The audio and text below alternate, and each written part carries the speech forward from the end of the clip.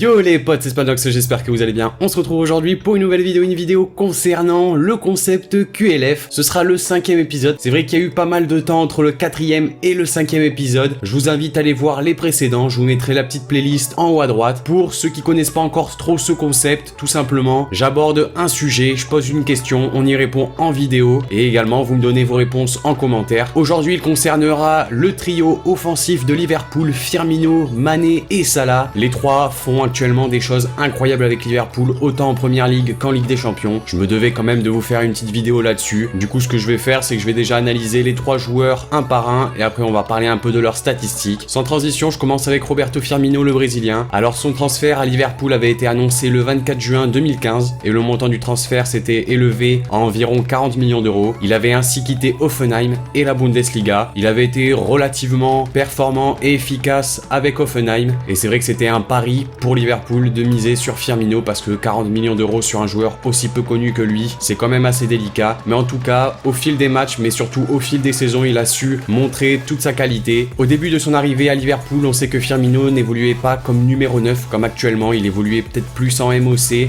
un peu plus retiré, même si c'est vrai que par rapport à ses performances qu'il a actuellement, on voit que c'est vraiment un faux numéro 9. Un peu le poste qu'avait Fabregas lorsqu'il évoluait à Barcelone, voire avec l'équipe espagnole. Je sais pas si vous vous rappelez un petit peu de l'Euro 2012 contre l'Italie en finale. Donc voilà pour Firmino. Un autre joueur très important de ce trio, c'est bien sûr Sadio Mané. Il a fait ses débuts professionnels en France avec Metz en 2012 et après plusieurs passages notamment à Salzbourg et à Southampton, Mané avait signé un contrat de 5 ans à Liverpool pour environ 36 millions d'euros. C'était en juin 2016. Après, c'était pas trop non plus un pari comme avait fait Liverpool avec Firmino puisque Mané avec Southampton avait pu démontrer toute sa qualité. C'était vraiment déjà à cette époque-là un très grand joueur et c'était assez rare qu'il n'y ait pas un grand club qui soit venu l'acheter plus tôt. Liverpool s'était mouillé et avait mis 36 millions sur Mané et on peut dire vraiment que par rapport aux performances actuelles, la confiance également que Jürgen Klopp est en train de lui attribuer, Sadio Mané est un excellent joueur. Et le dernier membre de ce trio, le meilleur, c'est bien sûr Mohamed Salah. Il a débuté avec le FC Bâle en Suisse et en 2014, il a décidé de faire le grand pas en signant à Chelsea. Mais c'est vrai que le peu de confiance que lui avait attribué José Mourinho l'avait poussé à signer de prêt en Serie A avec premièrement la Fiorentina puis avec l'AS Roma où sa qualité alertera pas mal de grands clubs. Et c'est le 22 juin 2017 que Mohamed Salah rejoindra officiellement Liverpool pour 42 millions d'euros plus 8 millions de bonus. Également un contrat d'une durée de 5 ans, faisant de lui le joueur arabe et africain le plus cher de l'histoire du football. Que dire sur Mohamed Salah? C'est vrai qu'auparavant on ne s'attendait pas vraiment à un joueur avec une telle qualité, on lui a pas non plus donné la confiance qu'il fallait, en tout cas la confiance qu'est en train de lui donner Jürgen Klopp. C'est un peu un joueur à l'image de Riyad Mahrez, sauf que Riyad Mahrez lui a pas eu la possibilité de quitter Leicester, ou en tout cas d'amener Leicester très loin en Ligue des Champions et de pouvoir être décisif dans les grands moments. Je pense que ça va être très difficile et très compliqué pour Liverpool de conserver Mohamed Salah cet été. On verra bien pendant le mercato. Si on aborde maintenant un petit peu les stats de ce trio-là, on peut vraiment dire que Salah, Firmino et Mané, c'est une machine à marquer. Qualifiés pour la finale de la Ligue des Champions malgré leur défaite à Rome 4-2, les Reds ont battu le record du nombre de buts inscrits sur une campagne de C1 avec 46 réalisations. Les hommes de Jürgen Klopp en ont marqué 6 lors des barrages contre Hoffenheim, puis 40 lors des 12 rencontres suivantes. Cette performance est en grande partie due à l'efficacité du trio offensif composé de Sadio Mané, Roberto Firmino et Mohamed Salah. Les trois attaquants ont marqué 29 buts depuis le début de la compétition, 10 pour Salah et Firmino et 9 pour Mané. C'est un de plus que la BBC Bale Benzema Cristiano de 2013-2014 et 2 de plus que la MSN Messi Suarez Neymar de la saison suivante. Il faudra sans doute en ajouter quelques-uns pour battre le Real Madrid le 26 mai prochain en finale à Kiev. D'ailleurs, tant qu'on parle de la finale entre le Liverpool et le Real Madrid, n'hésitez pas à me donner vos pronostics en commentaire sur ce match. Moi je vais me mouiller et je vais donner un petit 3-2 pour Liverpool. Et pour répondre à la question de la vidéo, est-ce que c'est le meilleur trio offensif d'Europe? On aurait tendance à dire oui. Maintenant il faudra voir sur la durée ce que ça donne. Est-ce que Liverpool réussira à conserver des joueurs comme Salah ou Mané qui sont très demandés cet été? S'ils arrivent à les conserver et qu'ils continuent à faire de grandes performances, on pourra vraiment dire que c'est vraiment un des tout meilleurs trios. Pour le moment ils ont fait une saison assez pleine, il faudra confirmer.